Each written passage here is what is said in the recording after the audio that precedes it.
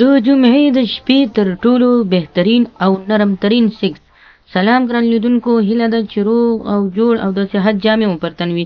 زه یو ځل بیا ستاسو په خدمت کې د یو نوي ویډیو سره حاضر یم. هیله ده چې د پام وړ مو وګرځېږي. تر هر څه دمخه باید یادونه وکړم، که زموږ چینل مو نه وي سبسکرایب کړی نو زموږ چینل سبسکرایب کړئ او په خوا کې ورسره د ګونګړي نشان ووهئ. مننه. د جمعې په شپه څنګه تر ټولو بهترین سیکس وکړو. لکه څنګه چې تاسو به ډېر اورېدلي وي چې اکثره ملایان د جمعې په شپه باندې سیکس کوي. د دې راز څه دی او ولې اکثره خلک د جمعې په شپه سیکس کوي؟ د جمعې د شپې سیکس تر ټولو بهترین سیکس دی. هغه سیکس چې د میړه او ښځې پر منځ کې تر ټولو په مینه کېږي تر ټولو بهترین وي. که هغه جمعه وي یا هفته وي یا هم شنبه وي، هره ورځ چې وي د دواړو په خوښه چې وشي تر ټولو بهترین سیکس بلل کېږي. د جمعې په شپه تاسو کولی شئ تر ټولو بهترین او ښه سیکس وکړئ، ځکه دا یوه ډېره بختوره شپه ده.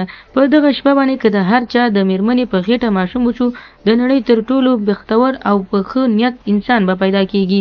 یعنې دغه شپې ماشوم تر ټولو بهترین ماشوم بلل کېږي، ځکه الله پاک په دغه شپه باندې هغه جوړې سره یوځای کوي چې تر ټولو بختورې جوړې وي.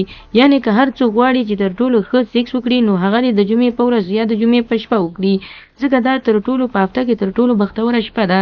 که څوک غواړي چې د جمعې په شپه ښه سیکس وکړي، نو لومړی د میرمن او خپل ځان تر ټولو ښه صفا کړي. یعنې د بدن صفایي دې دومره ډېره وکړي چې د شپې د سیکس څخه دواړه خوند واخلي.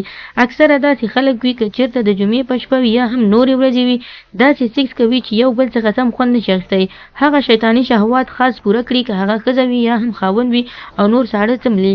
د دې لپاره چې تاسو ساړه څه نه ملئ او داسې زبردست سیکس یا کوروالی وکړئ، تاسو کولی شئ د جمعې په شپه ځان لومړی د سیکس څخه مخکې ومینځئ، ځان صفا کړئ، خوشبويي ولګوئ، په پاکه شامپو او په ښه خوشبوداره صابون باندې ځان ولمبوئ، ټول بدن مو صفا کړئ، او بیا نو هغه شر کار ته خیر کار ته تاسو بیا ډنګ ورکړئ.